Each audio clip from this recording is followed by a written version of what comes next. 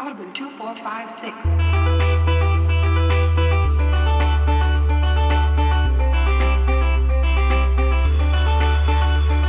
State of the Save is back with part 1 of our playthrough of Bioshock. It was a really fun episode last time. I hope everybody stuck around for the insanity when things just went completely off the rails. Whatever do you mean? I thought we remained completely on track and our mic levels remained consistent throughout the entire thing. That has never been true about a single episode of this show. What do you mean? Yeah, we have never been... Yeah, exactly. We have never been consistent on the mics. But it was a fun show, and it looks like a lot of people enjoyed it. I appreciate everybody who listened. Hope you had a wonderful holiday weekend if you lived in the States. If not, I just had a good weekend all together. Right on the bat, we ran into a little bit of a snag about our voting process.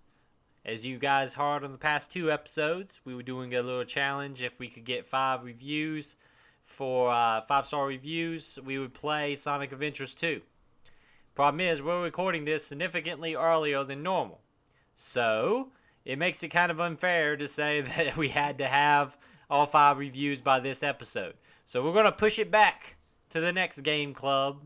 We have, I think we're sitting on 3 reviews right now. 3 reviews right now, yes. So we need 2 more if y'all want Sonic Adventures 2. What a shame it would be if that didn't happen. But we're going to actually push it back to the next game club, part 2 of Bioshock. So that way it's fair. I don't want to be accused of rigging nothing. But that's that business up front. As always, I'm with my co-host here, Michael. Hi. Hi. I realized the past few episodes that I don't do a great job of introducing everybody. So, like, sometimes I forget that new listeners exist, and they might not know our voices and who we are. So, I got to remember to do that. I forgive you. Oh, thank you. I'm sure you're the only one. Everyone else is like, I don't know who these guys are, who's talking. I have no context for what this pod is or what they even do here. Why are these assholes just not introducing themselves? Why are they talking about card games for an hour? I will not apologize for that beautiful mess of an episode. If you like dumpster fires, check out last week's File Corrupted. I believe it was entitled Shame, Laughs, and Card Games, which is the most accurate title I've come up with so far. Right on top, we're going to do our normal. What have you been doing, Michael? What have you been playing? I'm still working my way through Final Fantasy VII Remake. That's still a wonderful game, and I get to points in that game where I'm like, okay, in the original, they did this. I wonder if they're going to lean into stuff, or if they're just going to kind of toss stuff to the side, and the answer is they'll always lean into it. For example, I won't give context here. There's a bit in the original Final Fantasy VII where Cloud has to wear a dress. Okay. You could be like, maybe they'll just skip that because it kind of worked and was haha funny in a PS1 game, but can you really do that? The answer is yes. And they lean into that in a way that is hilarious, and because Cloud's whole character is he's playing hard at being masculine, the tough guy, and to have that completely ripped away from him is a beautiful character moment for Cloud. I like the fact that game, everything you've told me about that game is a love letter to its source material. And, it seems like they've done a wonderful job with that. And I imagine this is going to... I even think you don't have to be a fan of the original to appreciate this one. If you've never touched it, this is a great entry point into 7. Which is the way to do a remake. Exactly. If you're going to do a remake, make it in a way that, you don't actually have to enjoy the original. It can attract new people. Because, to be honest with you, if you're going to do a remake that's just like a one-to-one recreation, it's never going to hit as hard as it did the first time. So if you're going to do something that goes more, goes kind of more heavy into stuff and really is almost a new experience, it attracts new people. Mm-hmm. And then people who are familiar with it are going to enjoy it even more because it's a love letter to what they loved the first time. I thought Yakuza's dancing minigame was over the top. Final Fantasy VII might take the cake for the flashiest dancing visuals. It's pretty good. That's pretty... It does not surprise me that there was a dancing minigame in Final Fantasy VII. Quite fun, very flashy, a lot of particles on the screen. That's what you need in a dancing mini game. Exactly. That's all I expected. And speaking of remakes, Uh-oh. I dived into the PlayStation sale. We have played a lot of Resident Evil 7 for the show. All of it, one would say. I'm about to say, I hope we played all of it. If not, our review is incomplete. Gasp. Well, there's a lot of DLC for that game, so. Well, I played some of the DLC. Yeah. I fiddled around with some of it. But anyway, so with, I guess, the sale and that new Resident Evil show, timing was just right. So every Resident Evil game is on sale except for Village. So having some gift card money and everything, I now own all of the mainline Resident Evil games. Hey! From zero. I had 1 and 4 already. So 0, 2 Remake, 3 Remake, 5, 6, and Code Veronica are all on my library now. So I have 0 through 7. I'm gonna go ahead and say this: you're gonna have a ball with those remakes. It's almost like you planned this. If you did, why are you trying to take my job? But what I just said about the remaking of Final Fantasy VII applies heavily in the RE2 and RE3. Those are remakes that, if you love the source game, the game that's RE2 and RE3 classic, you're going to enjoy those remakes. But you don't even have to like those games to love them. They're just so well designed. They play in a way that is just, if it removes, like a good controlling game removes the feeling that you have a controller in your hand, right? Things just walk. Yes. Your brain just can make things walk, and you don't actually have to think about it. RE2 is one of those games that, like, navigating that space, like the police station, which is your main space that you spend a lot of the game in, is so natural. You learn how to navigate that space so well that you forget that there's a great map system in that game. About halfway through it, I never even used it to navigate the police station. I knew where I needed to be, and I could just get there via my memory. Mm-hmm. They did an awesome job with, like, the Mr. X stuff. It's stressful without being over, like, remember Alien Isolation? We talked a little bit about that when we played Observation. One of the best games I'll never finish, because that is a incredibly long video game. Okay, so you get hunted by the alien in Alien Isolation, right? Yeah. And my biggest complaint was it was just too much of it. They do an awesome job in the RE2 remake and the RE3 remake of having areas where characters hunt you throughout the area. But it's never gone the entire length of the game. It's never too much. You deal with it, then there's a safe spot that kind of lets you catch your breath. 7 had that a bit with the house with Jack and the house with Marguerite. Those were 2 very separate locations where you know you're going to be hunted during this section. And then not throughout the rest of the game at all. Yeah. Just so safe. It's all stuff we talked about with 7. Yeah. You're going to have a ball with those games. When I played 4 the first time over a decade ago, it made me a fan of Resident Evil 4, not necessarily Resident Evil.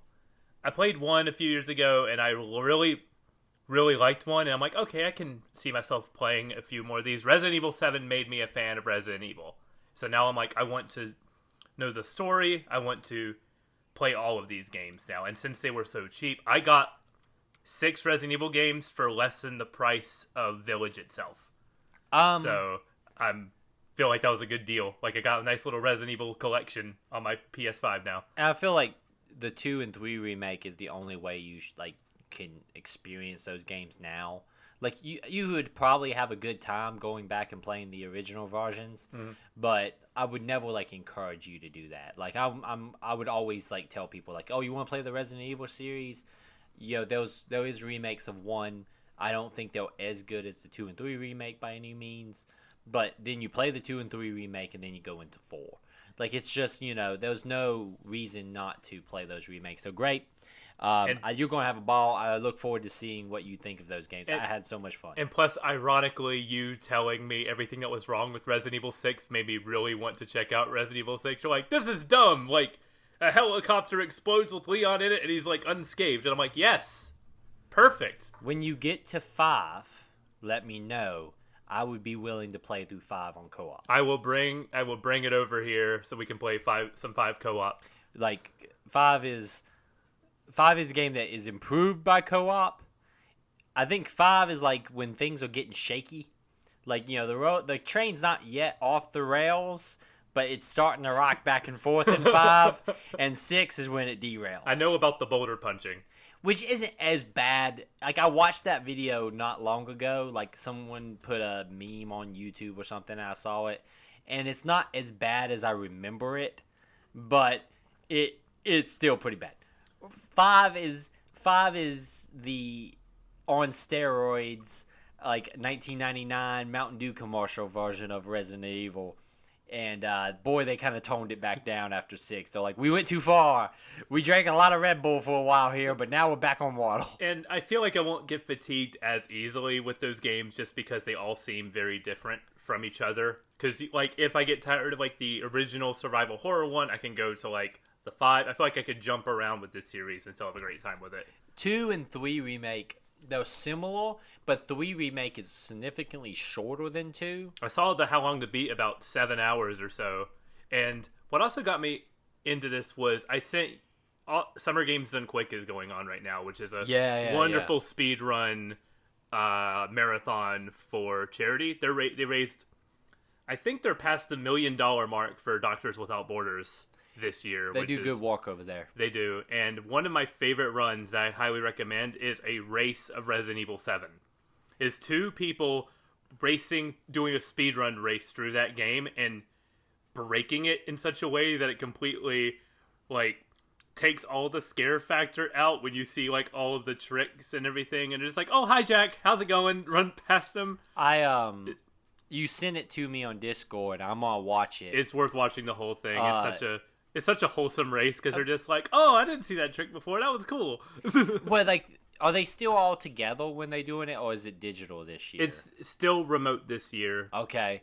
But they've improved, like, the remote aspect to where there is no break between the communication between the moderator, who is also a speedrunner of RE7, so we'll, like, break down the tricks. It's like, okay, what you're about to see here is called the lantern skip, and basically it's a risky move and, like, breaks down, like, what they're doing, so you're not just watching something blind and have no context for what's going on. They do a great job of...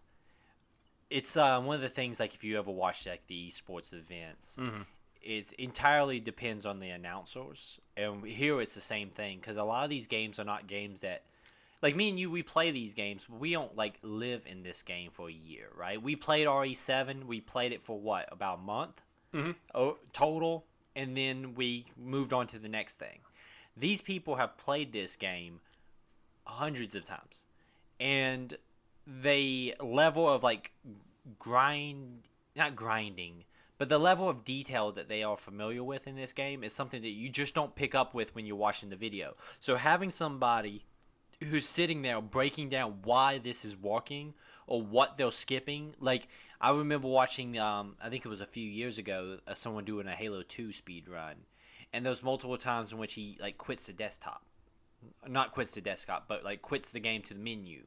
And he's like, it makes no sense to you as a layman. You're watching that, it's like, why would you go back to the menu and have to restart these loads? But having an announcer there being like, what he's doing is he's skipping this entire cutscene here, or he's skipping this entire sequence, because if you quit back to main menu, it jumps you, like, through this door when you come back, or whatever. Like, they're just explaining these little details that make the run a lot more enjoyable. And sometimes you get real lucky and you'll have a speedrunner who is confident enough, I guess, in their run that they will break it down as they go. And they'll be like, I'm going to do a blah, blah, blah, blah, and it'll take me here. And then they'll do it, and it's really cool to see. I'm not, like, super familiar with the speedrunning community. It's not a community I follow day to day. Same, I'm right there with you. But this event does a great job of making it very accessible. It's a good introductory one, and the themed runs they do are always really cool. Like, there was another race between 4 people or 2 people that was playing, like, Coca-Cola Kid on the Game Gear. Yeah. And was like a Sonic the Hedgehog clone or something. So just the fact that, like, they were playing some weird game that none of us have, like, played before, but they broken this game down to its core elements is a lot of fun. There was one that a speed run of Nintendogs was almost ruined because the dog wouldn't listen to commands and was afraid to leave a tunnel in the competition. It's good. Fun. It's for charity, so go support it because it's a well-established organization that does a lot of good work, and you'll have a good time. And a lot of that stuff is cool to go back and watch on after it's completed, because I like to watch it at my leisure. You know? Can also like skip if there's like a lull in it. You can like skip ahead too. So I was always like doing that because when they're all in person, there's always the lull between setup, like between games. Like, okay, now we're switching over to a PlayStation 1, so we got to do some unplugging. And it was always nice to be able to fast forward through all that stuff. Where's that event usually held? Isn't that usually held in like Austin or something? I forget where. Sounds about right. That would be a fun event to go to. Yeah. It seems like a very low key event and be cool to go to. Maybe one day we'll do some live coverage of games done quick. Anything else you played? Anything else you want to talk about? No, that's it. So since the last show, I haven't played a ton. They showed off some more Battlefield 2142 or 2042. 2142 already happened. 2042 is what it is. That made me interested in going back and playing the last modern Battlefield, which was Battlefield 4. Was it that long ago? Yes, it's been a while. Wow. Now, I will say this. I have a bone to pick here. Really? I downloaded Battlefield 4 off the EA Ultimate. I had that on 360, I believe, and I think I played it on PC. I never played it on Xbox One. Oh, right. There's a 360 version of Battlefield, which is what I played it on, because I think I had it before the Xbox One version. But I digress. I hopped on there, and I'm like, okay, cool. I'm going to play me some Battlefield from 2014 or whatever it was. Problem is, boy, you can't do that without buying a bunch of DLC. You can play like 2 modes, which are basically one map. This sucks for several reasons, because it looked like a lot of people have done the same thing I did and went back and playing some Battlefield 4. It had some pretty good amount of server activity. The problem is you have to spend about $40 to go back and play Battlefield 4 in the year of 2021. They gave all of that away for free, because that's how I got it at some point, where it was like, hey, for this month, this DLC pack is free. So I had them. I believe I have them all. Yeah, see, I don't. There are several DLC packs that are free, but it's still expansions are not free. So, like, there's a couple of maps. And it just was really kind of like it was a letdown for me, because I was like, here it is on the EA Ultimate. This is a 2014 game. It would do no harm for you guys probably to make this open for everybody on Ultimate to play, so you can build hype for 2042. But I did play a couple of rounds on that one map that I was able to play on, and Battlefield 4 is still a damn fine video game. But I was not going to spend $40 on Battlefield 4 in 2021. That's something you don't want to do. No, I'm surprised it's not bundled in with the EA Play stuff. I thought it would be. What if Hardline had all its stuff? Well, see, I own all the stuff for Battlefield 1 and Battlefield 5. I did not play Hardline. That's the only Battlefield game I've never played, because I looked at Hardline and I went, boy, this is going to suck. And I did not play it. And I stuck with Battlefield 1, who is the last Battlefield that I would say is legitimately a great Battlefield. I had a lot of fun with 1. 1's very, very good. And 5 is okay. I actually thought for a second to go back to 5, because I own like all the stuff for it and everything. But 5 got better when they did the big Pacific update, and they put the all those maps on there, and you kind of like your classic weapons. Like Battlefield 5 was kind of weird, because they focused on like an era of the war that didn't involve the Americans, which is fine, that's cool, but it was also didn't have a lot of the weapons that you would want in a World War II Battlefield game. So it's like you don't have the M1 Garand, you don't have the Boeing automatic rifle, you don't have like the grease gun or M1 carbine. I think you had the carbine, but it was like some of the guns that, like, if you're playing a World War II Battlefield game, I want an M1 Garand. but yeah, it's weird that they didn't. But when they did that Pacific update, a lot of that was added. It's a good game. It's not as good as Battlefield 1. But I digress. It's just weird that you can't play Battlefield 4 without still having to buy a bunch of DLC. That is legitimately strange. Yeah, it's very odd. It's just something I noticed. And then I fiddled around a little bit more with Like a Dragon. One thing I do want to bring up that I read today, Witcher 3 is getting a next-gen upgrade version. So is that a free upgrade if you already have The Witcher 3? I believe it is a free upgrade. I'm not 100% sure because what I read was you also are getting new DLC for The Witcher 3 based around the show. Huh. Because Season 2 trailer dropped today. And yeah, I saw that going around. Yeah, I saw that too. I haven't watched it yet because, I'm going to watch it anyway, so I'm not like... I don't watch trailers for stuff I generally plan on watching. But it was really weird. They announced that The Witcher 3 is getting DLC based on the show. Now, they didn't announce anything with it. Is it just like you can play as Henry Cavill or something? Like those mods that let you do that. So I don't it would be weird if they're it's just changes all the character models to the show. And it's I don't know if I really wanted to do that. That's kind of weird. But I'm hoping it's something. Give us there's so much DLC for that game anyway. Just give us a couple of missions or something. But I just thought it was really weird. That's another it's 2021 and we're getting new Witcher 3 DLC.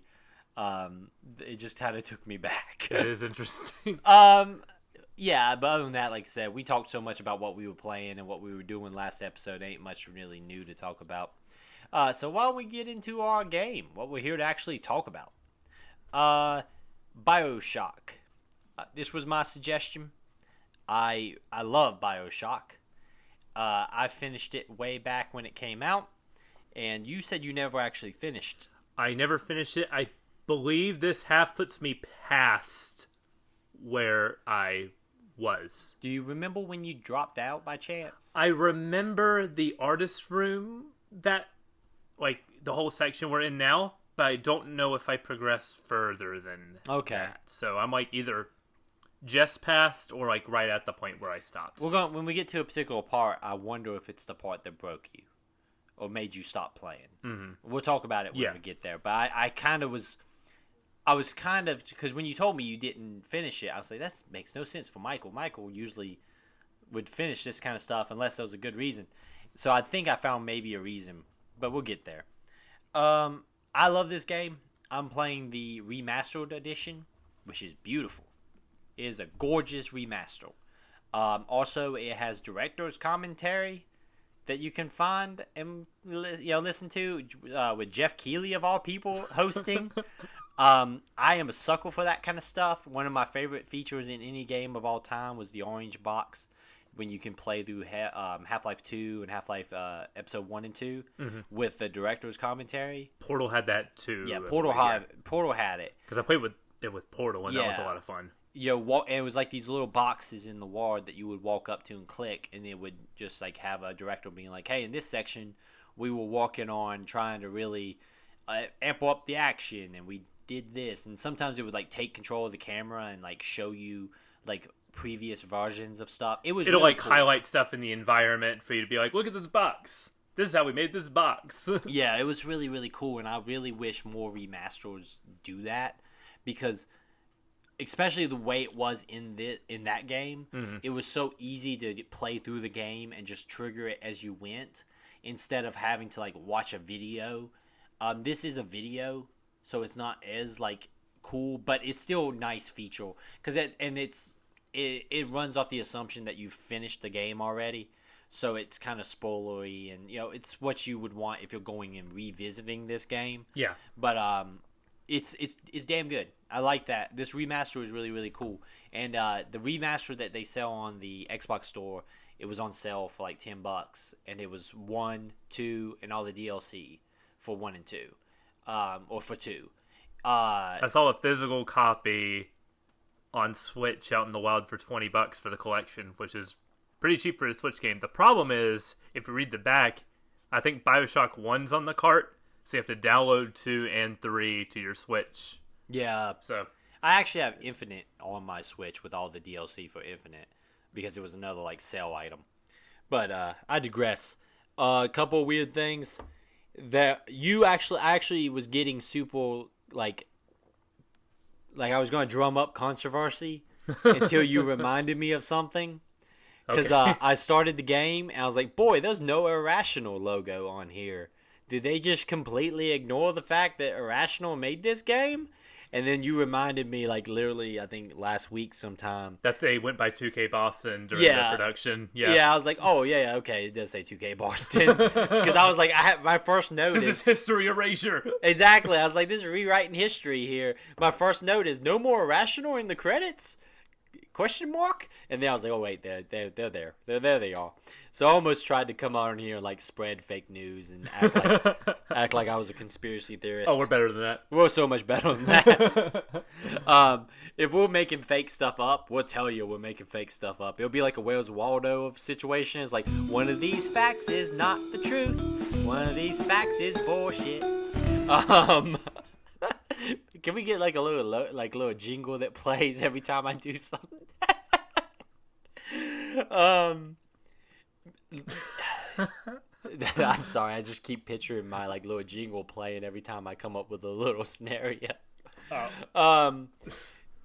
This game has one of the best openings of a video game. Yeah, absolutely. This is it.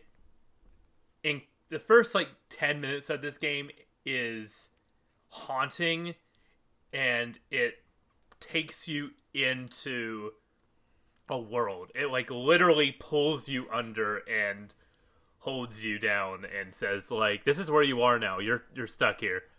My favorite thing about this game, and like bits and pieces pop back up in my mind every time as I was playing through it, because it's been a long time. Well over like 10 years, it's been since I've played this. So one of the things that instantly dawned on me is just how great it does that initial plane crash, because it shows you on the plane smoking, reading a newspaper, and then it fades to black and you hear the screams and the plane crash noises and all that stuff, and as it brings up the logo. And so like in your brain, like I always remember the plane crash, but I forget that you never see any of it. Like it doesn't do the whole Call of Duty moment of like watching the plane hit the water or nothing. There's cuts in this game. It's not like an uncut movie. It's all in first person, and you're going to be locked to that perspective. But that doesn't mean it's going to be like a nonstop like action sequence. Which is opposite of how I remember, because I remembered like it never having cuts. But now that I'm playing back through it, yeah, there was some straight up fade to black moments here. But that one's, even I think it makes it more powerful not to show the plane crash. Also, it just walks in the grand scheme of things. Mm-hmm. But coming and waking up in the water, it looks like first time it looked. I really saw how well it looked on the remastered edition, because I was putting it in frame of the lighthouse with the moon behind it, with the fire surrounding you in the water, with the water on the screen. It's such a great visual. Oh, it's a beautiful visual, and they did a great job. Very iconic, and they will use this for the other Bioshock games too. Yeah, I mean, Infinite. There's always a light. There's a man and there's a lighthouse. Yep. I mean that it says it in Infinite. Mm-hmm. I don't want to spoil Infinite, because you come to here expecting spoilers for Bioshock and probably maybe not Infinite.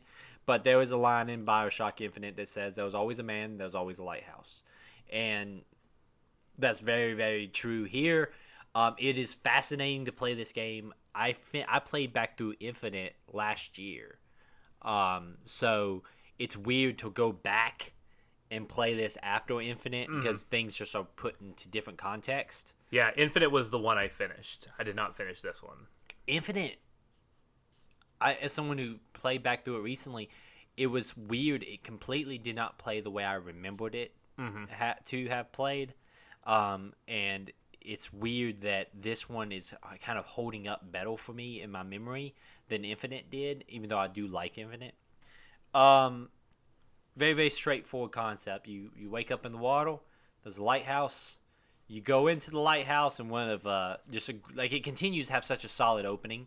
Like when you go into the lighthouse and the doors shut behind you, and you're in pitch darkness, and then all the lights come on. And it's just that golden statue of Andrew Ryan that says, with the propaganda that says, "No gods, no kings, only man." Yes, It takes you into an ideology instantaneously. You don't know what's quite going on at this point, and you're instantly like, someone's full of themselves a little bit, aren't we?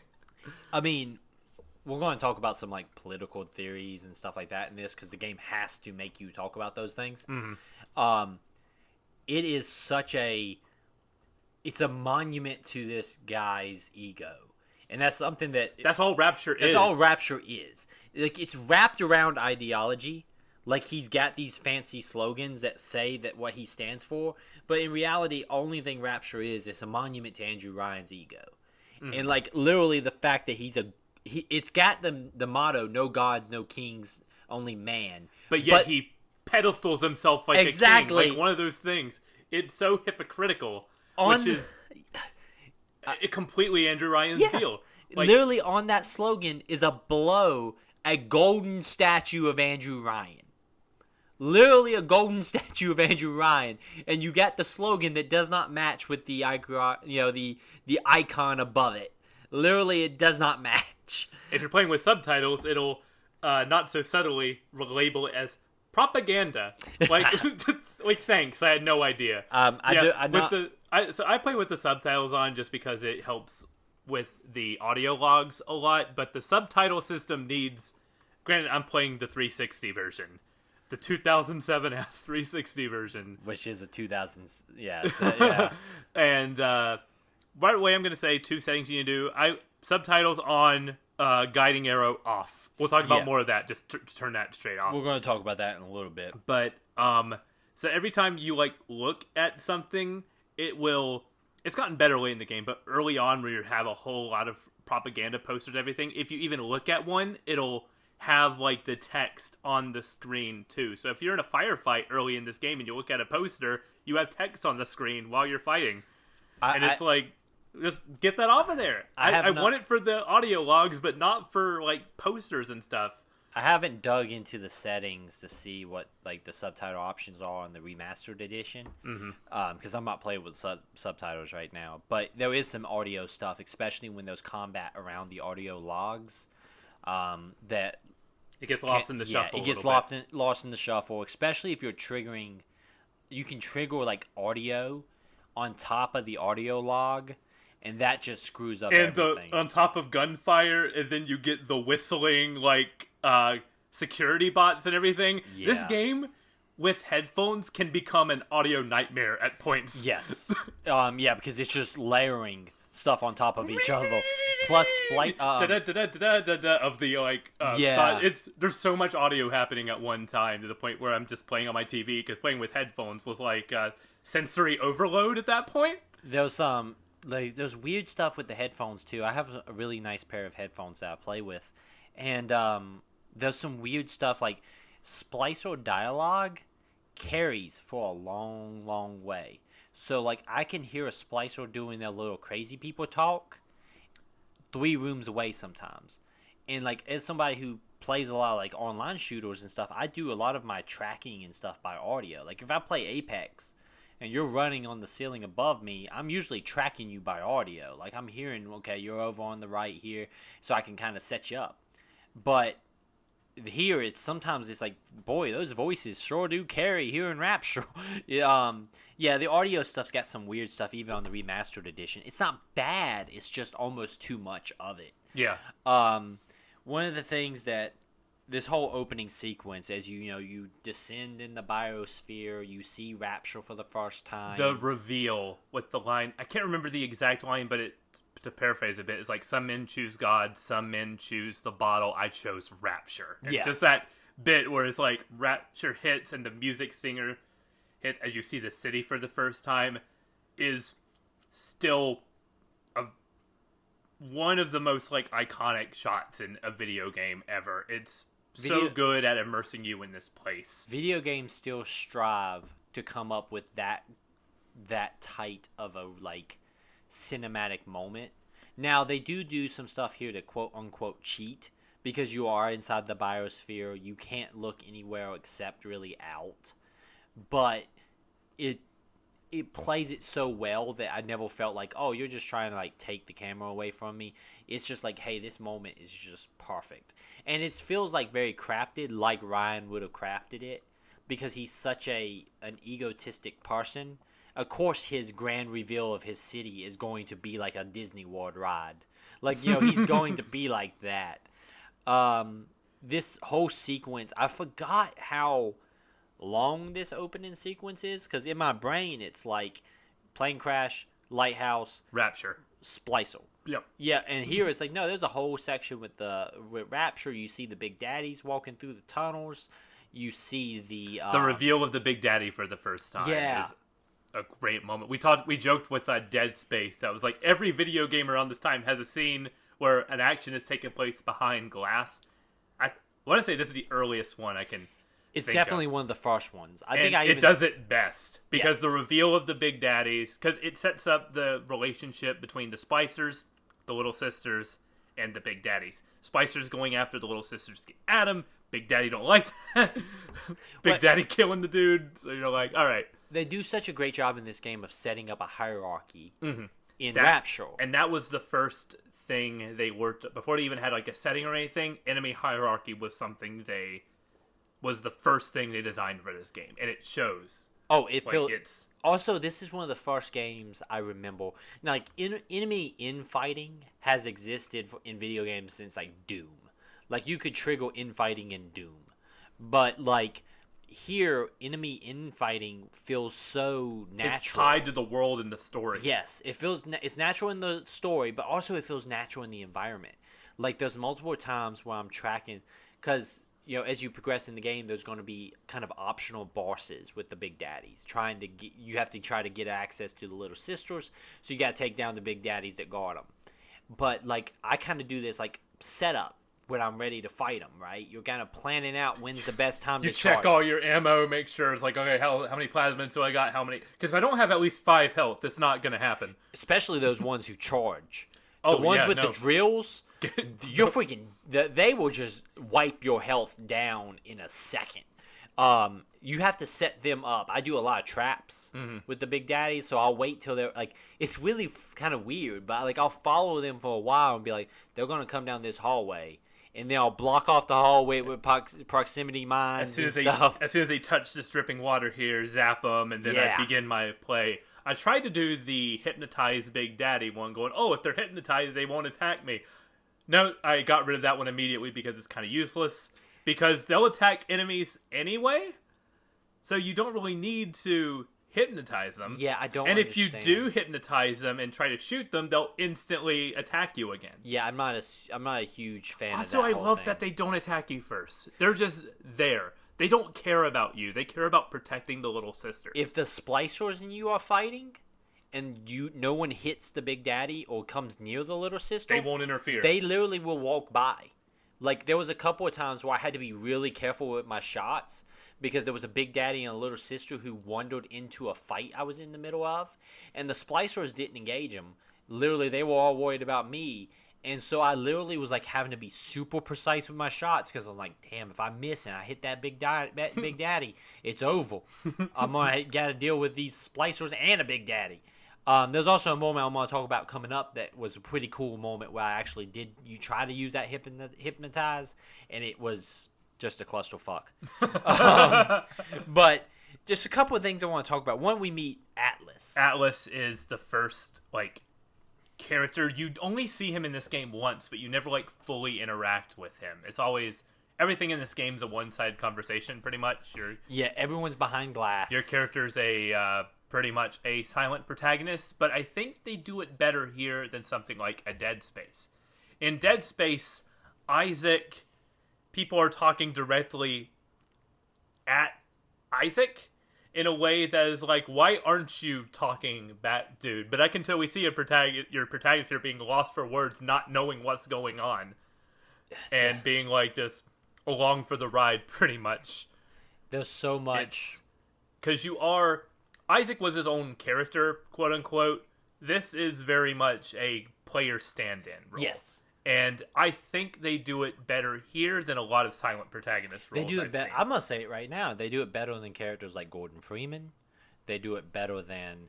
I remember playing through like episode 1 of Half-Life, and that's like one of the first like companion characters that I ever played with. That was actually really, really, well done with Alex in episode 1, and it just put a spotlight on Gordon, just staring at him.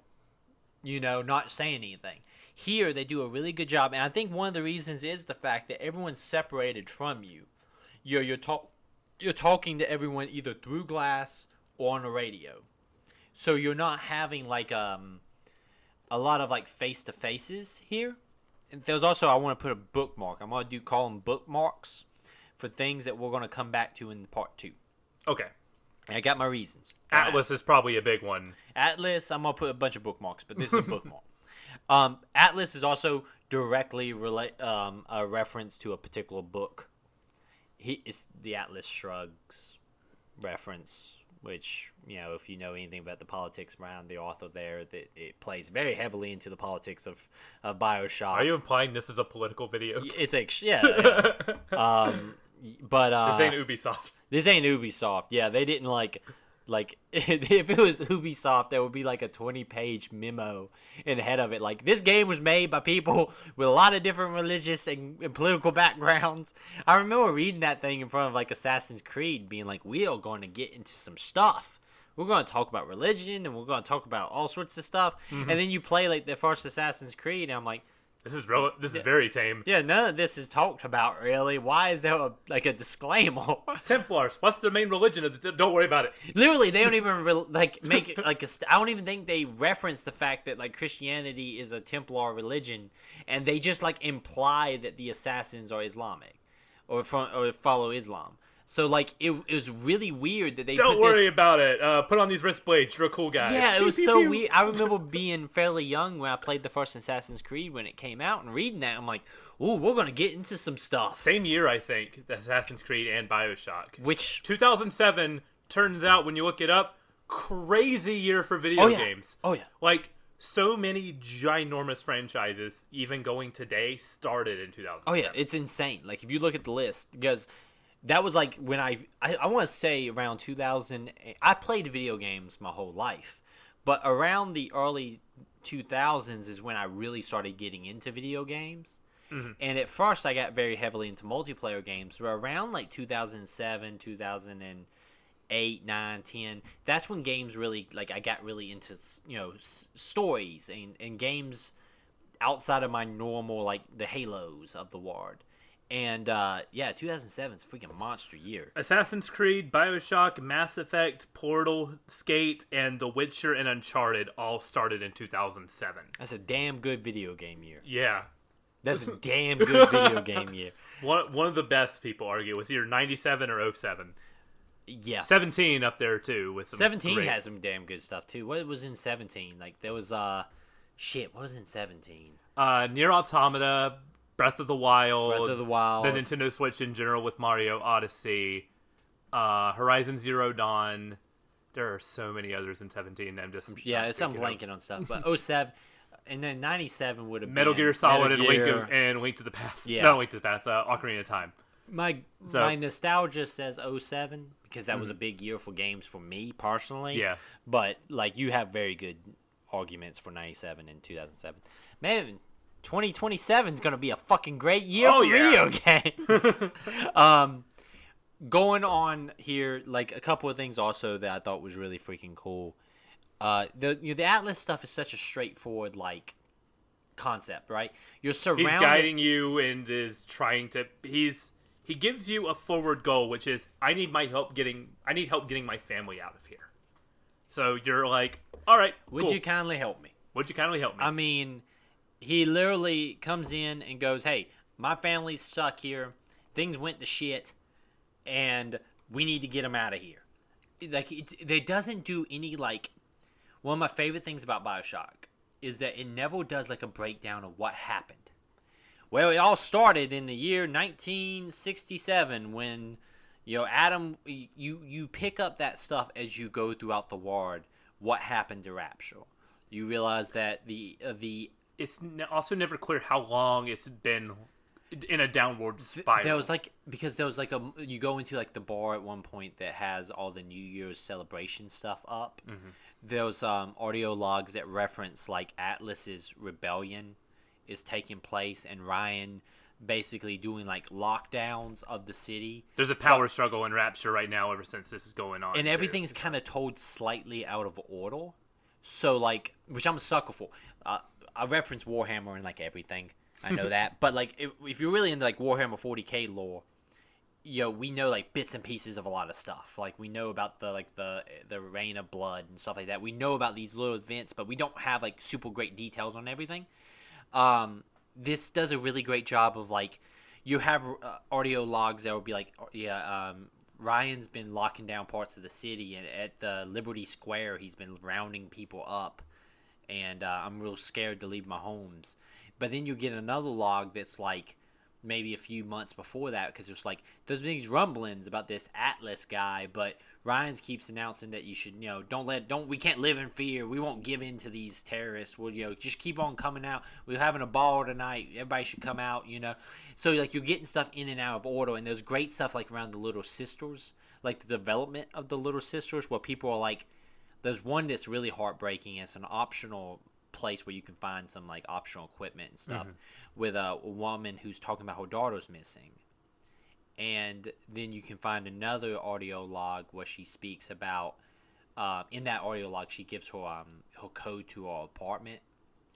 And in the next audio log, she talks about how she saw her daughter today, and her daughter had been turned into one of the Little Sisters. Is that the one you get the room code for? Then you go in, and there's like the father's dead body there too, and everything. It looks like they killed themselves, I believe. Mm-hmm. But like basically, their child got turned into a little sister. There's a lot of finding an audio log from a person, and you can infer that the dead body next to it is the person recording that audio log, and it's so chilling. Every single time they do that is such a great thing. My favorite one is the woman who is like the girlfriend or the girlfriend of the sergeant that is our first boss. Yeah. She plays throughout the whole chapter. There's a couple of times where the game does like these ghost impressions of people, where you see like a ghostly version of them.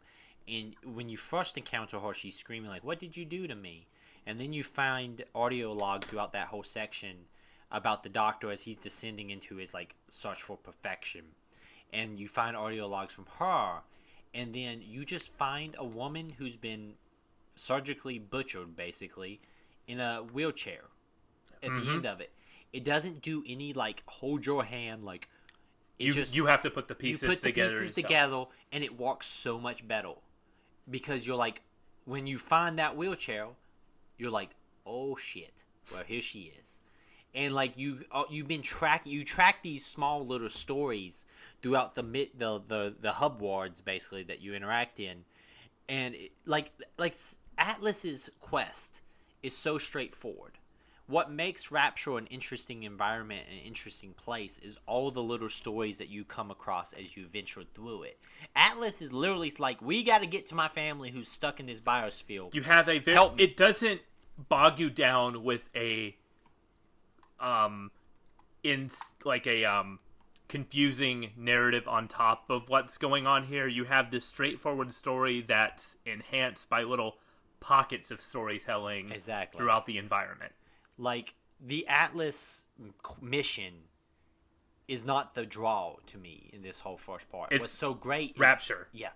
Which is why the story of this game is not helping Atlas. The story of it is Rapture, what happened to Rapture, and how they got here through their it started with like a promise and like everything like going so far out of his hand, mainly through unchecked capitalism and no government restrictions, bringing everything to a head.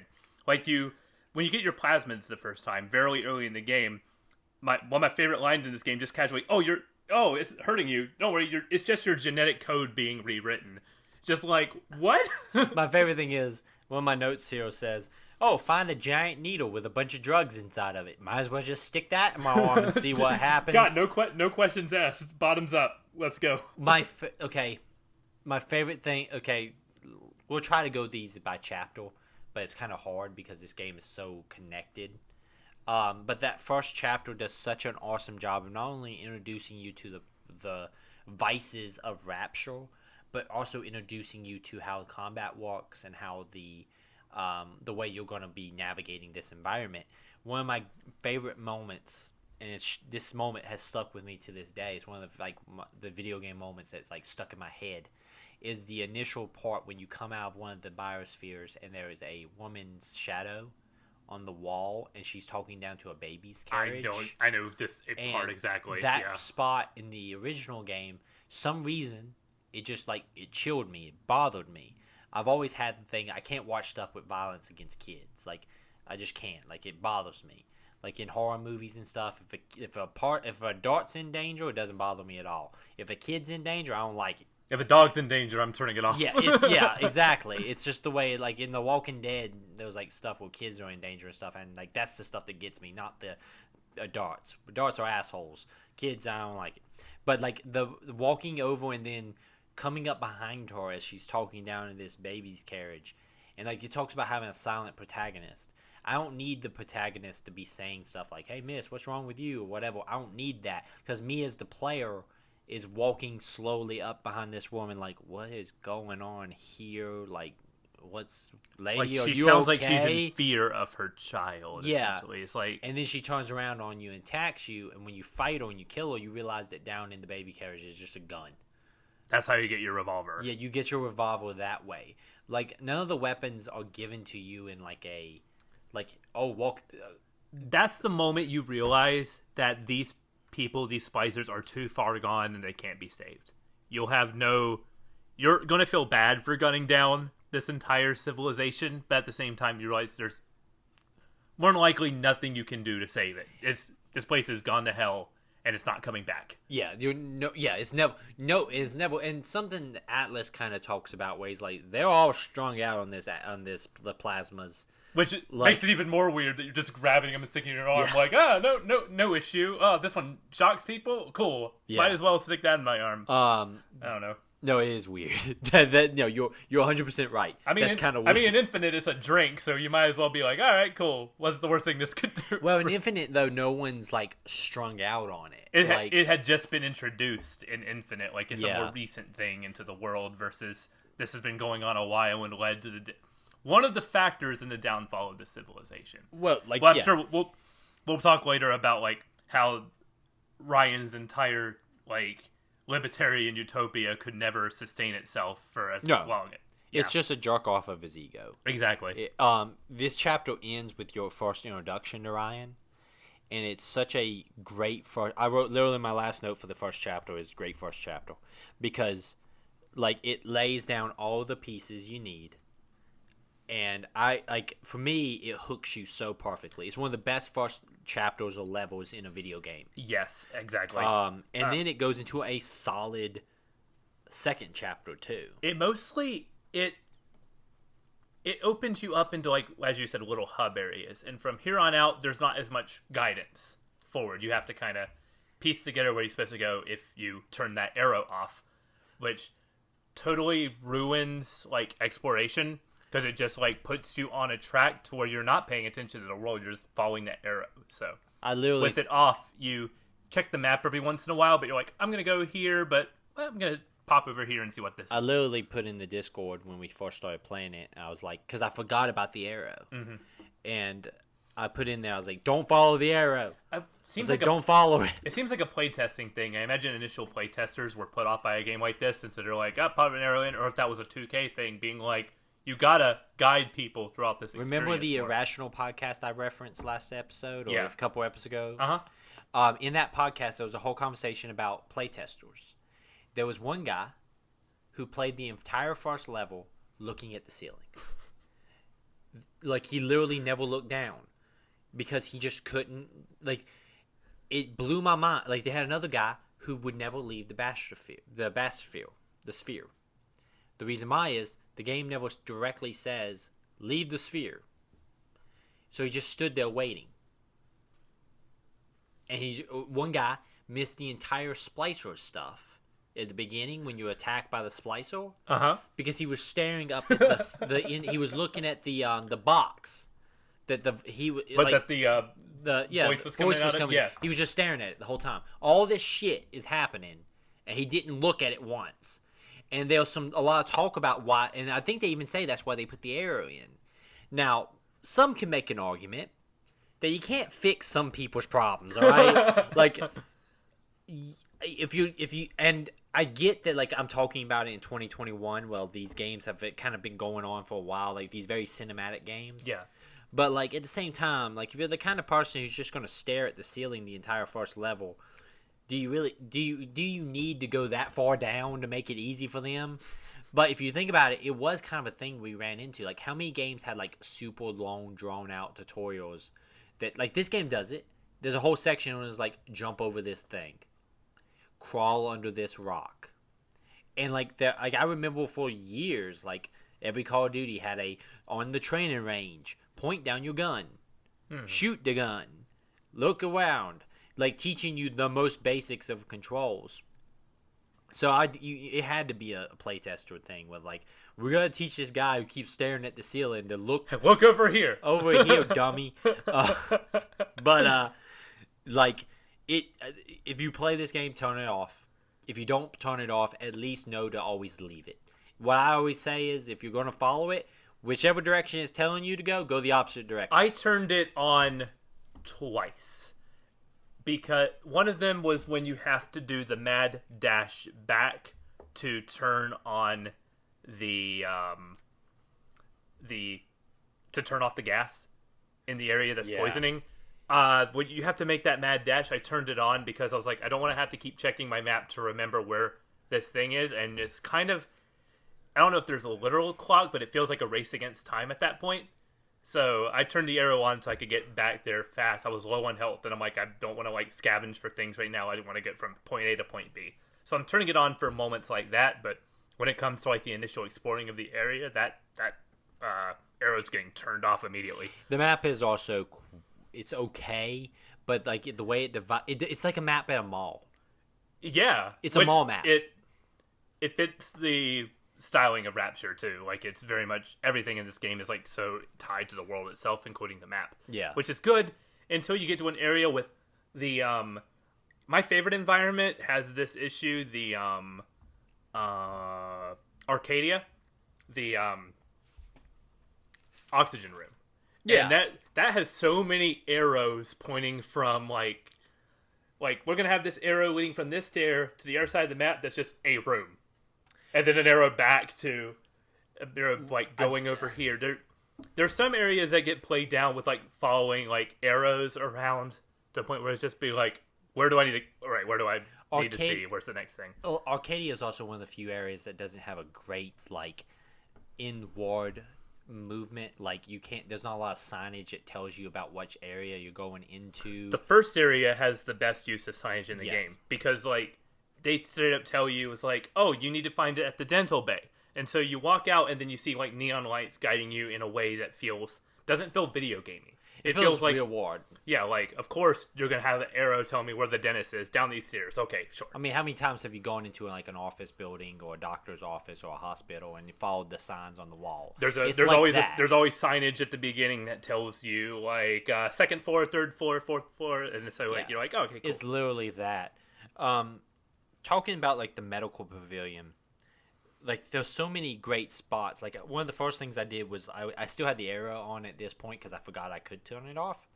But I was leaving the path. I was like, I ain't following that damn arrow. And there's a part where you find the fire plasma. You can find it pretty quick. And you crawl into a room, like, you knock a vent through and you crawl into the room. And when you get the plasma, a bunch of enemies attack you, and if you turn around, there's a oil slick that goes from inside that room all the way around the room, and you can catch on fire, and it'll burn them all, and they'll all bang on the glass and stuff. But it doesn't, like, scream at you, hit the oil slick. They did that for the lightning to show you that you could use the environment with a plasma to your advantage. And then when you connect the dots again, you see, like, the container that like literally says oil on the side, and you just got incinerate, you immediately know. Again, it's asking a lot of the player to, well, not a lot of the player. You get what I'm saying? It's asking the player to like fill in those dots by themselves. It says like, hey, you're a smart guy. How would you do this? And I'm playing it on normal. I don't know if is there easy and a beginner, I think? Or is there an easy normal, hard? I'm playing on normal. Same. Also. So I don't know if like there is more hand holding on the easy difficulty or not, but I don't know for sure. Yeah, I'm playing on normal. There is a tips button in the options menu. Yes. I don't quite know what that does. I left it as on, and it hasn't been annoying. It will bring it up if you basically do not go to the objective in a certain amount of time. Gotcha. Because the only time it popped up for me was the collection part of the game, when you're collecting components for the fix the trees. Oh yeah, that section, which is not a very good section. That's the section I wonder if it broke you. But that section, it brought it up a couple of times, and I clicked it one time just to see what it did, and it was just like the distilled water is in the winery. Like, it just basically told you where the objective was. And it all makes sense when you connect those, when it points you in that direction. Like, oh yeah, of course. Yeah. I had stumbled on there when I didn't get the tip, but when I stumbled down there, it's like, oh, all this distilled water is in the winery, which makes you then go, where is these gonna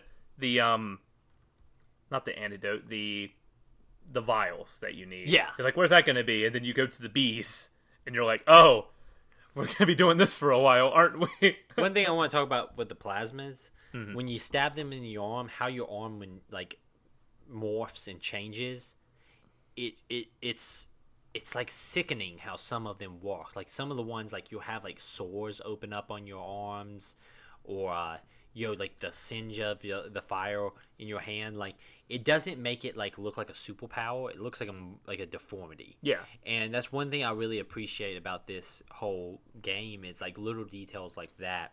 And there's several of them coming up that I remember that are particularly kind of gruesome. But it makes sense. And it also makes sense. Literally your DNA is being rewritten. It also makes sense for like the capitalism without like any form of oversight, because it's like we achieved the goal. We wanted to make a plasmid that allows you to set things on fire. Side effects include possible singeing of skin, possible, Well, because like it's all that stuff on the back of the Sudafed thing that says like these are the side effects. Rapture is just going to have a box that says Sudafed, because its nasal decongestion. But it also might have a side effect when you might also form horns.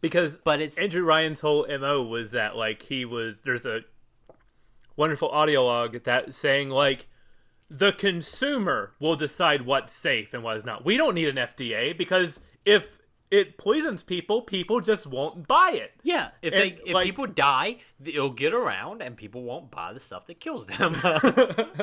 Which turns out did not work. Well, my favorite line, and we're going to jump ahead, but my favorite audio log from Ryan is inside of Arcadia, where he talks about he bought an acre of a forest. Yeah. And the government came to him and said, no, this has to be public land. You have to make a park here. So he burned the fucking forest down. And it's I think that's the exact line too. Yeah, so I burned it fucking down. And it was like, never has a line described a character so perfect as the line, the government told me I had to make a park on my forest land, so I just burned the whole forest down. Because fuck them. Yeah, and like, you cannot come out of this liking Andrew Ryan. Like, I'm sorry, you can't. But I know I'm sure there's a hashtag Andrew Ryan did nothing wrong somewhere. I'm sure a lot of people read a lot of books and they thought that Andrew Ryan's a genius, but that's not. If you got that message from this game, you missed the message. All right. Look at Rapture. That's the message. The entire medical pavilion is fascinating. That leads up to that great boss fight with Dr. Is it Steinman? Steinman. That's just, it's a great reveal of him when the lights come on over the different patients on the slabs, and it's just terrifying. And you know who this guy's what's going through his head at this point, because the audio logs, you know that he is very much trying to achieve perfection, became really an Aphrodite came to him. Yes. And was like, and so you're like thinking was like, right away you're like, did he see, like, was he going crazy and seeing a figure of an Aphrodite? And immediately I was like, is that the ghost I'm seeing? Did he see the ghost too? Or is it like, or maybe he's talking about, is it Tenenbaum also? So like, trying to piece that together was a lot of fun. I took it as that when he met the actress lady that we also followed throughout the chapter. Yeah. That's almost like his muse. But here's this like amazingly beautiful woman. But instead of like him seeing her perfection in like what we as an average person would see, he keeps referencing like Picasso and people like that, where he's like, no, why can't that be the actual perfection? The weird, So what he does to her is what he's doing to these people, where he's like chopping them up and rearranging them, and like, yes, but making art. Yeah, it's making with art. People is. Dude, it's the villains of this game are and we've come across 3 of them, including Ryan, and we're not done with one yet from the point that we stopped. We've been introduced to one, and we're like thrown into this section, but we're not done with him yet. The whole medical section is great. Also, there's the reveal of the first time you have the choice of how the little sisters are going to go down. You come across the little sister whose big daddy has been killed. Didn't know Tenenbaum was still alive, so that threw me for a loop, because I'm like, I assume everybody with these audio logs are dead. So when Tenenbaum was there, I was like, oh, this Nazi scientist lady's still alive and running around. She's a straight up Nazi scientist. But that also plays into Ryan's thing, right? Like, the average like moral person would not want to have like Nazi scientists in his city. He wouldn't, because there's references of the lady who is in charge of all the trees and stuff in Arcadia. She developed a technology to literally burn forests down on Iwo Jima during World War II for the Americans. Mm-hmm. So like, this is literally capitalism without any mores, because literally you have Nazis alongside people who like, it's just people who all want to do whatever art or whatever science that they follow without any form of repercussion of the actions that they do. There's no restrictions. The only law here is money. Yes. Which, as we see, does not go very well. We'll leave it at that. Just so much great shit, man. But there's also a really good detail, speaking of that, about the forest, how it was the oxygen room, and then all of a sudden, like, the oxygen room being as a forest is beautiful, that become a tourist spot, and naturally Ryan was beginning to charge it. And my favorite one was like, she was like, I don't know why Ryan started making me charge for this. Then he went on a spiel, was like, do you not pay a doctor for your doctor visit? Do you not pay the bartender for serving you a drink? And she was like, she literally goes like, I guess my morals are compromised, but that's what you have to do to do what I want to do or whatever. Like, it's literally like, I gave up listening to this asshole. He just, like, Ryan doesn't go a whole night without doing that spiel. Once I got like the theming of this game is when I began to really appreciate it. Once like everything like clicks for you and what the message that this game is trying to send, you see that everywhere. It feels like I've unlocked the message of this game. I can see it in the world itself now, essentially. The one thing also before we move through is the introduction to how you're going to interact with the little sisters. Mm-hmm. You have the choice to rescue or harvest.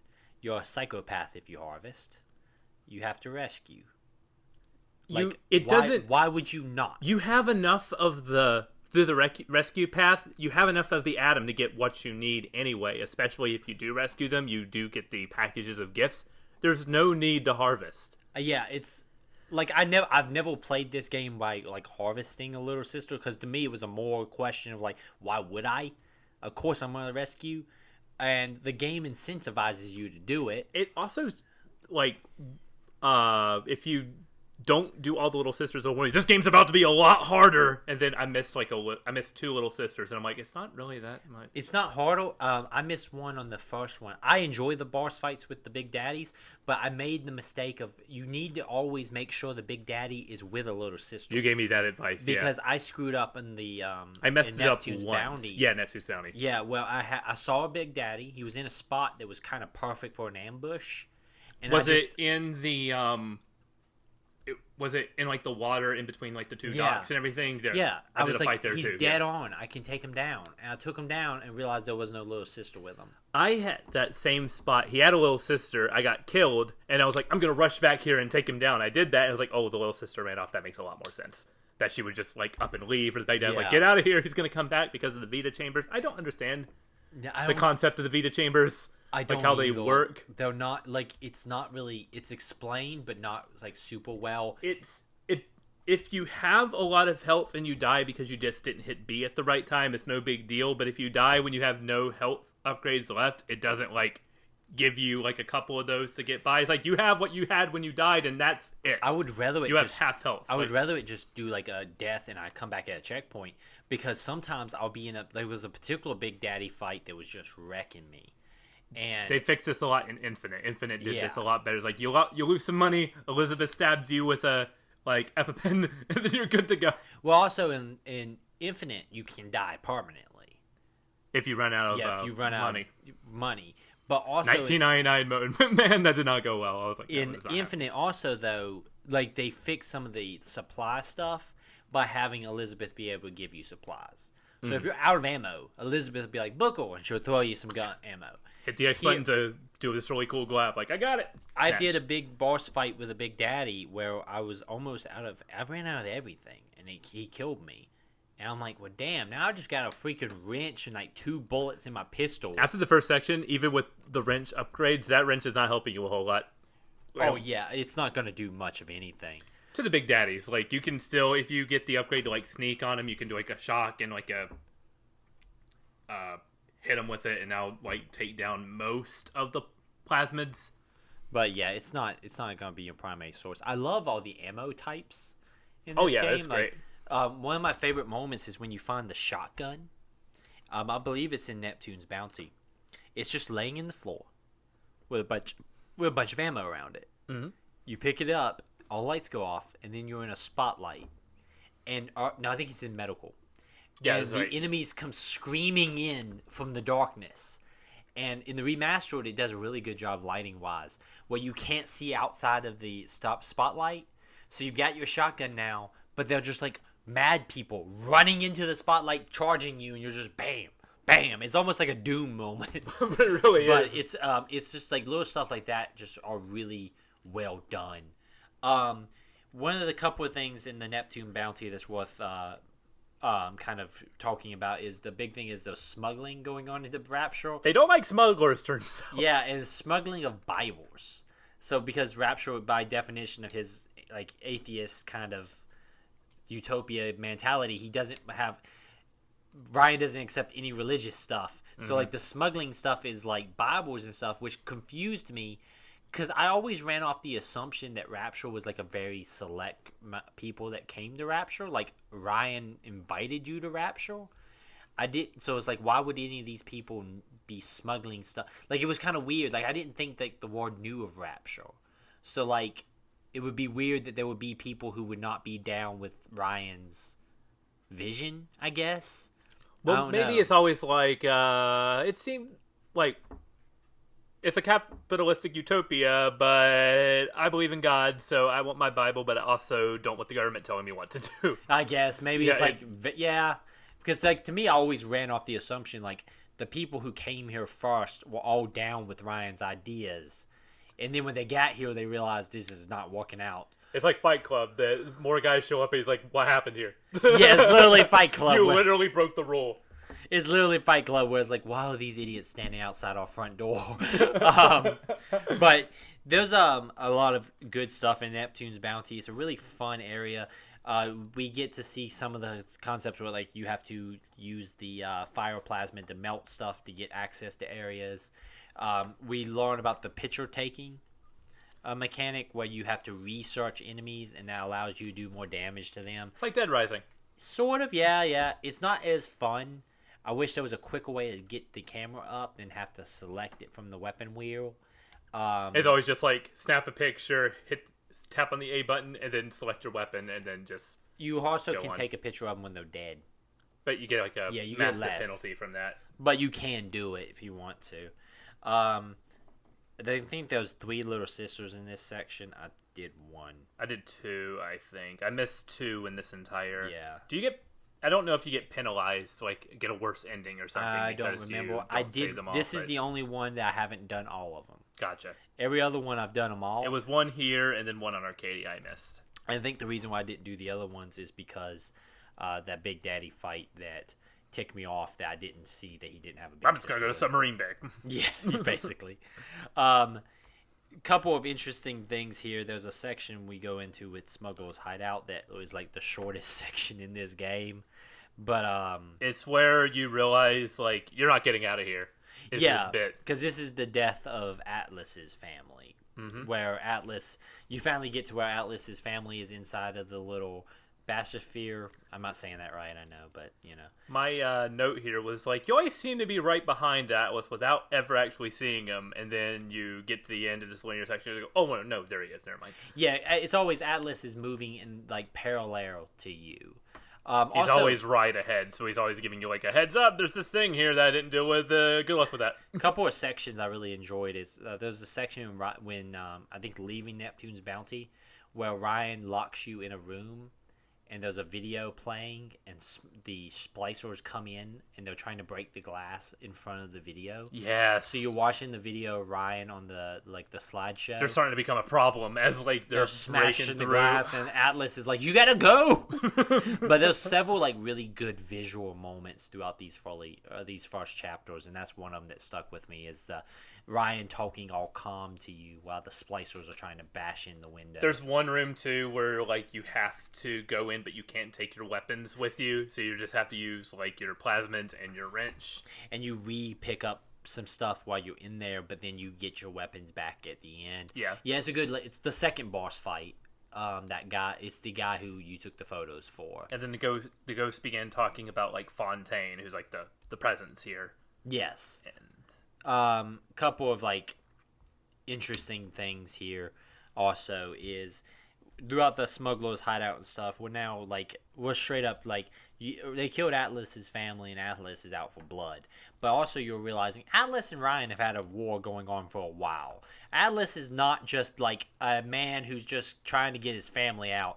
Atlas and Ryan there's something darker going on here with Atlas too. Like he's not as clean cut as he says he is.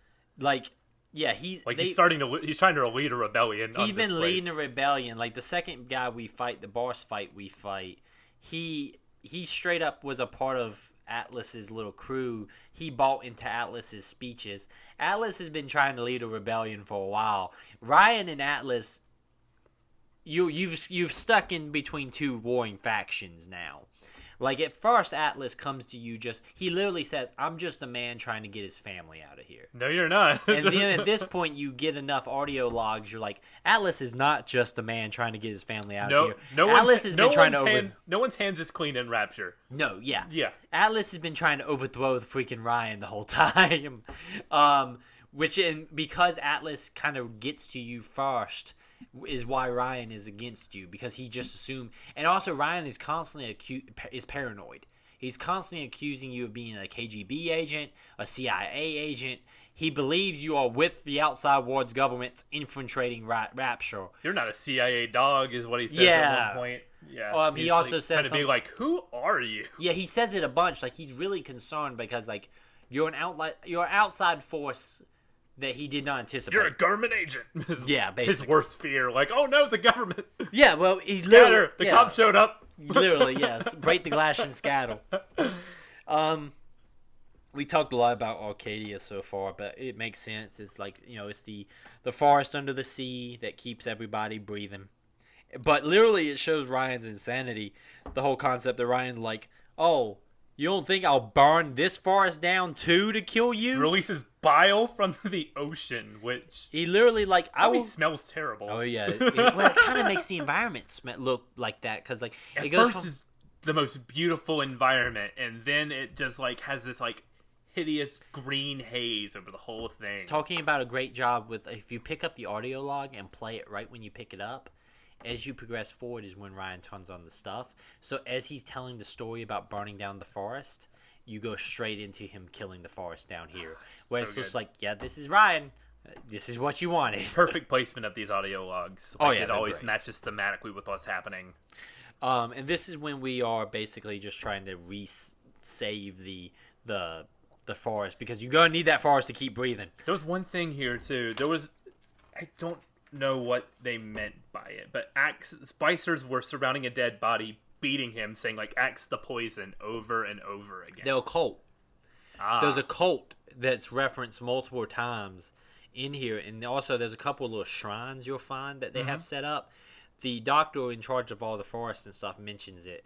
There's basically been a cult that's formed around. I remember her mentioning that. Yeah. So you'll run a lot of the splicers you run into are referencing things from their lives before they got hooked on plasmids. So like in the medical bay, there's a lot of doctors and nurses and stuff talking about things. Here, a lot of these are the cult people. Are they the or this might have been Neptune's bounty, because where like the smuggling the Bible's what happening. You get some splicers that are singing "Jesus loves me, this I know, for the Bible tells me so." Yeah, you get a lot of that. Yeah. Also, there's like one of the splicers you see that teaches you about the hacking, I think. He's referencing, like, he's like, God forgive me, what, you know, they're all referencing things that like they were doing before they got kind of hooked on plasmids. Yeah. So, and it works well, especially when you hear them from a distance. I talked about that's kind of an issue with the audio. Sometimes I'm hearing them from too far away.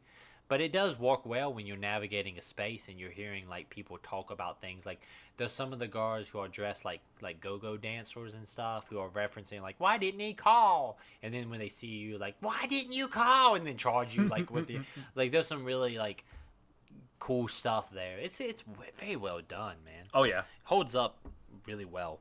I will say the collecting a bunch of stuff to restart the machine, that was my least favorite part of this whole section. I forgot how bad that was. I wouldn't say bad. It's mostly just like they could have. Why 7? Why not 3 of each? But I get it. You wanted me to like explore like this space, but you've already shown that you can do a good job of setting up goals and exploring a space without being a collectathon. Exactly. Like I want to explore the spaces because there's so much good stuff in them.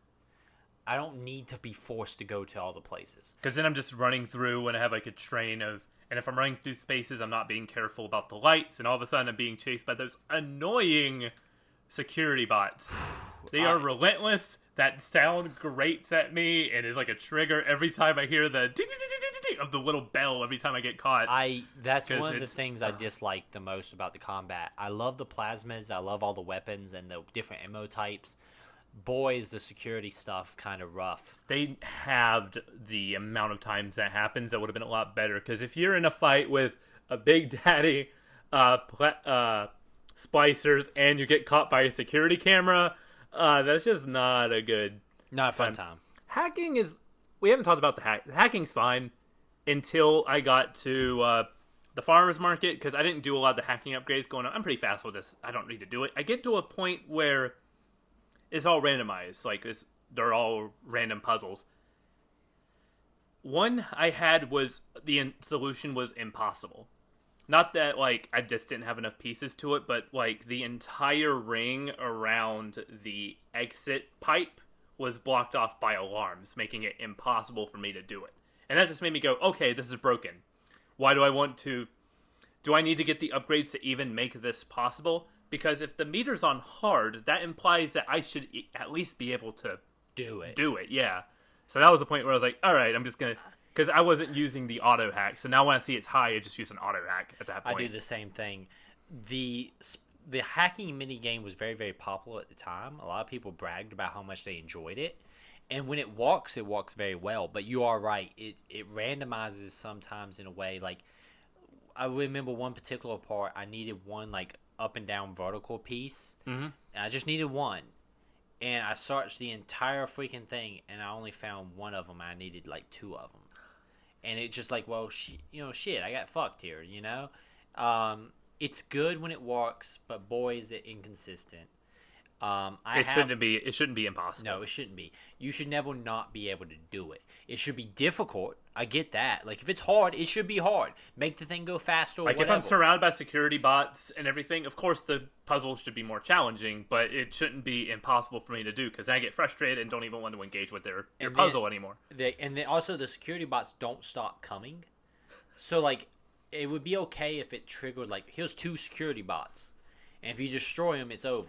No, for a whole minute, you're just going to fight security bots. Just pay the money, just find the thing and pay the money. Which is very much pays a part of the capitalist thing that you can just pay to shut the security off. But still, yeah, it's frustrating. It is. How does that work? Like, if someone's, like, robbing, like, your home or something, and the security bots are going around, the guy could just pay money and be like, oh, well, he got your stuff. That's capitalism, baby. Did you not buy the special upgrade edition of your security system that makes you pay 3 times as much? Because if you would have bought that upgraded version, your home wouldn't have been robbed. You would have been protected for 3 minutes instead of just the 1 minute. If you pay for Police Premium Edition, they actually come to your house within 5 minutes. That's capitalism, man. We got a problem with it. You probably shouldn't have moved to Rapture. Andrew Ryan is like the poster child for Wall Street bets. Oh, he is.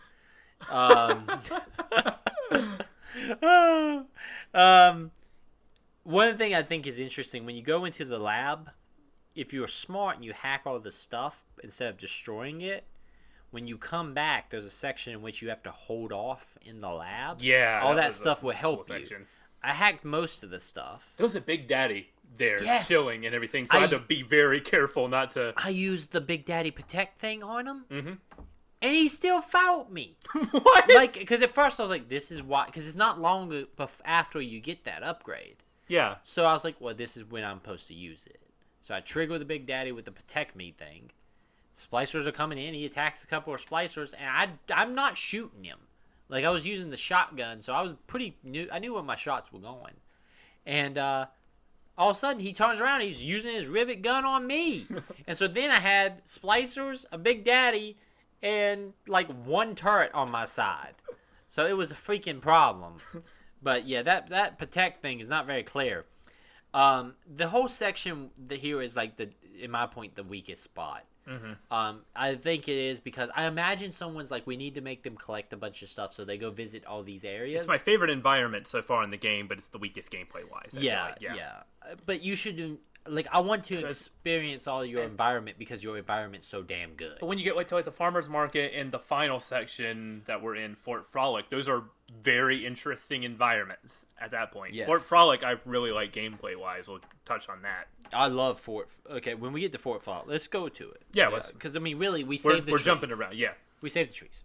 Mm-hmm. Go Fort Frolic, and... We meet our next villain. It's the entertainment section of Rapture, and we meet... Sandra Cohen, who is this insane artiste. Fun fact, the theater you go to, mm-hmm. and you see the piano guy playing, poor Fitzpatrick. If you go upstairs and you go to where the projector is, before you go into the theater, Cohen will be up there screaming at you. And he goes, "What artist makes an introduction without a proper..." Like, he will kick you out. Like, he won't let you go in there. Oh. So, like, you can go up there because when you go into the theater, that's where he's at. Mm-hmm. So, I just went up there because I was just exploring the environment. Mm-hmm. And he yells at you behind the grate, won't let you go in. So, it's kind of cool that the game recognizes, like, that's where he's at. So, he's there anyway. So, like, it's like, if you had played this before, you would know, like, well, that's where he's at. Let me go up there. And, like, there is something there for you. It is pretty cool. Mm. He is literally, he's obsessed with, like, perfection in art. Poor Fitzpatrick playing the piano. Just like... Yeah. They do a good job of capturing that motion capture artist, like, just the fear in, like, his motions as he's just hammering on this piano, going, please, don't kill me. So many beautiful, like, sections here, like, when you enter a Fort Frolic and he triggers all the lights. Mm-hmm. And it's like the spotlights are going You almost around. expect like someone to come out with a top hat and a cane and do a musical number in Rapture, because that would not feel too far out from this game's MO. No, and like when you come into the theater and you're walking down the steps towards the guy playing the piano, and you're like, you just feel like, man, what the hell am I walking into? And then he blows the piano up. You get the driving force of this mission is that we're going to be taking photos of people that have betrayed. They have failed their arts. Yeah, they failed their art and betrayed him. So we're making his masterpiece. We're killing the people who like messed with his vision. We're taking pictures and putting him on this like weird demented mural. Yes, makes the strongest besides Ryan. He makes the strongest impression of any character you see. Yes. Oh yeah, for sure. He's the best villain we've come across so far. And we only did one of the 3 fights. And I will say it was a good boss fight, because you walk into this area, he's basically he's frozen over. The Iceman cometh. The Iceman cometh. As you are walking in, your vision becomes like iced over, and then you're frozen into the wall. It's such a good moment. But when you're unfrozen, he's in the room. Because you're surrounded by frozen people. When you get unfrozen from the little little sequence that plays out, he's in the room frozen. And there's this great moment in which you're looking around among the frozen people being like, he's here somewhere. And if you do what I did, I had a shotgun, I had a flame, pyro, plasma. We're burning everything to the ground, baby. Oh, yeah. Everybody's burning. We're going to find this little Iceman. And it's a great moment because he triggered beside the guy I hit. So I blew up a guy with my shotgun trying to hunt him down, and he triggered right to the right of him. So he kind of ambushed me. It was pretty cool. And it's a simple boss fight, but it's a fun one. None of the boss fights are too overly complicated. You shoot at them, they shoot at you. They're people. Essentially. Yeah, exactly. And they're people like you who have plasmids. The Big Daddies... But they're still people, I imagine. I don't actually know the context of the Big Daddies quite yet. I know the Little Sisters, but I don't know a lot about the Big Daddies at this point in time. I feel like I'm trying not to. Trying to think. I'm gonna throw some predictions out here because I didn't finish this game. Yeah. So once we wrap up, well, I was trying to think about that for a second, but bookmark. Okay, bookmark. The whole section here is great. You take a photo of the body, you put it up on the mural. And that's where we stop. Yeah, and we're going to be doing 2 more, it looks like. This is a great opening to this game. We're about halfway through. How does it... you're past the point you gave up first time. Yeah. This game holds up so well. Absolutely. This is a great video game, and especially looking back in the context of when it came out, you see that this is doing stuff that no game was doing at the time. You can argue System Shock 2 did this. Who played System Shock 2 before Bioshock? Nobody. I know if you... Not as many people as played Bioshock. Or have played it now, because you can literally find it for like 99 cents in every Steam sale. I played a bit of System Shock 2 after playing Bioshock. It's a game I never finished like this, but it does some stuff. It's this is, and one of the things that surprised me, I remember the story and the environment being great, but I forgot how good the gameplay was. There were so many systems here with like the weapon types, the weapon upgrades. I like the gameplay mechanics. The combat itself is something I wish was a little bit stronger, but I will say this, I think it's better than Infinite. As someone who played Infinite last year. I haven't played Infinite since the year it came out, so I can't really speak to that, but I remember the skyhook. Yeah. And, using that around the environment. And bringing things into the reality was a big part of that, where you would trigger this piece of cover. But I can't speak to how that feels nowadays, but I remember loving the combat. It's different, but I think this one's better. That's just my opinion. The plasmids are okay. I find myself just using the incinerate and the shock one a lot. I'm finding the others that you get aren't as useful as those two. The gravity one's okay because you can not throw back grenades, but you're never really... Whenever you're heat in the combat, you forget, oh yeah, I have this upgrade that can stop grenades. You're always just let me pull out the anti-personal rounds and just shoot a couple in this guy's face. There's also, because plasmids are you can't wield them with your guns. Sometimes it's hard to remember that I should switch to my plasmids now. Mm-hmm. Because especially when you're ambushed, generally you have a gun out, so you're going to be trying to fix it with your gun. instead of remembering, like, I can switch to my plasmid. Like, when the guys with the grenades ambush you, Yeah. a lot of times I'm just turning and, like, and shooting them, not thinking I need to switch to my plasmid and, go from there. This is, like I said, this game holds up so well, man. I'm so glad it holds up. Can I share some predictions? Because I Show me don't some know where this game's at. I know of one thing Okay. because of osmosis Yeah. with a particular line that I won't go into here. Because I don't maybe wanna not feel- everybody knows. Exactly. So I know of that one. But I do have a prediction with how the dynamic's going to go. I'm going to say this. I don't think Andrew Ryan's the final boss of this game.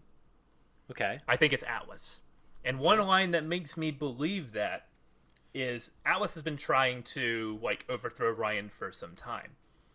Ryan says, like, when he pieces together that you're not working for the government, he says, oh, you belong to Atlas. You belong to him. Is such interesting phrasing.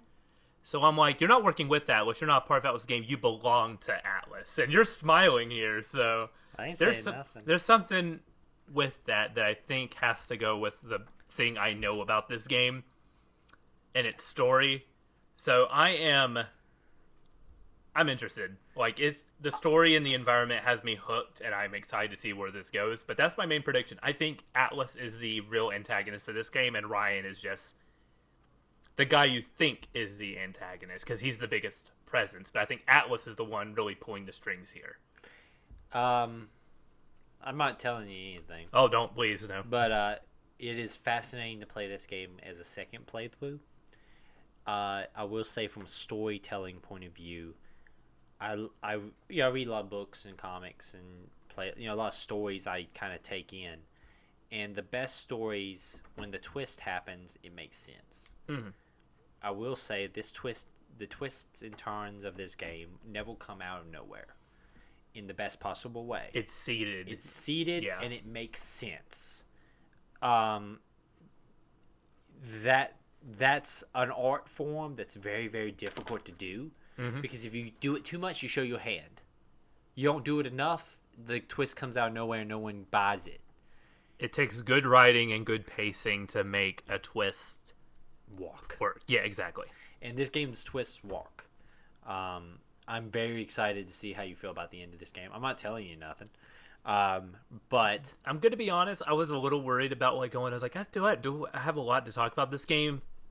Once you actually talk about it, it just flows.